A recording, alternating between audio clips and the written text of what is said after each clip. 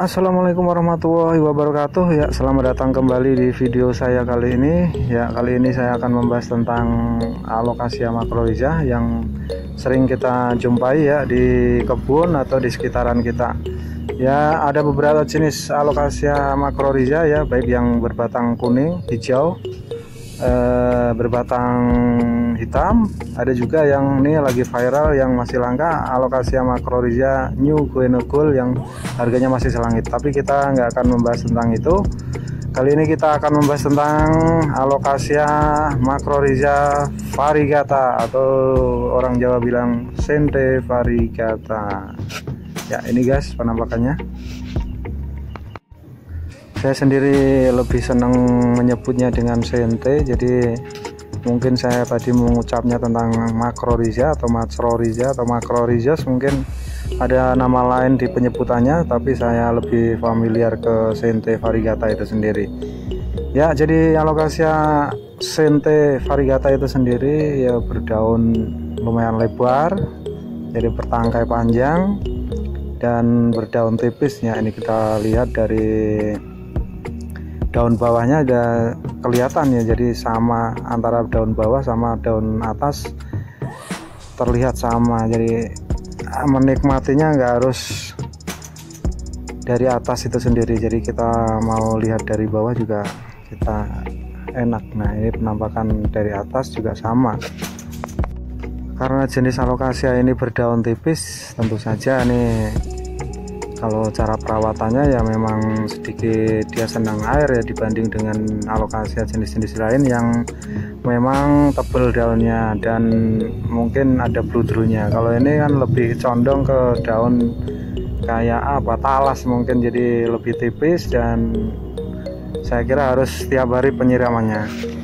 Ya, namanya juga variegata, jadi ada sedikit perawatan khusus terutama di apa ya, pemupukan ya. Jadi kalau terlalu subur juga kita nanti keluarnya jenis alocasia ini terlalu banyak hijaunya kan nggak begitu cantik juga, jadi kita harus sebaiknya jangan terlalu banyak pupuknya aja.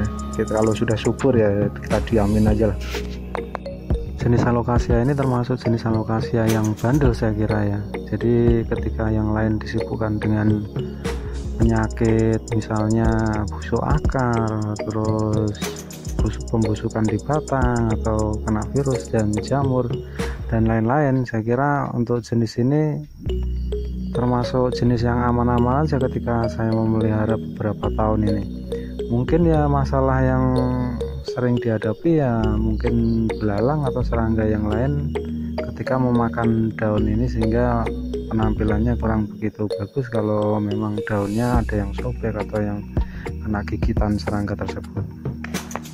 Nah, ini tip ketika ingin membeli jenis alocasia ini. Yang pertama dan yang harus diperhatikan adalah batangnya. Jadi kita lihat dulu ketika batangnya itu bercorak atau berwarna atau memang istilahnya belang. Jadi ketika batangnya itu belang semakin bagus ya. Jadi nanti batang itu merepresentasikan tentang daun. Jadi ketika batangnya udah belang, nanti otomatis lah daun itu akan menjadi belang juga.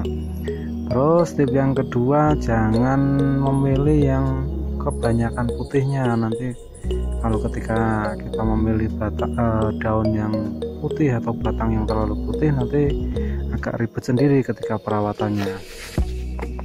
Untuk harga Sente variegata itu sendiri saya kira termasuk jenis alocasia yang masih terjangkau ya, dan kita masih mendapatkan ada di mana-mana, bukan termasuk alocasia yang langka. Jadi di tempat saya di daerah Ungaran Kabupaten Semarang ini masih termasuk jenis alocasia yang murah ya, ketika anakannya mungkin kisaran antara 20.000 sampai mentok mungkin 100.000 udah dapat yang bagus, dan itu mungkin di tempat lain bisa lebih murah atau mungkin bisa jadi lebih mahal dari di tempat kami. Alocasia ini sangat layak untuk dikoleksi ya, jadi selain warnanya yang terang, terus coraknya yang indah, menambah anggun penampilannya, jadi sangat eksotis sekali untuk penampilan jenis alocasia Asinte variegata ini. Saya kira sekian video dari saya, semoga bermanfaat dan wassalamualaikum warahmatullahi wabarakatuh.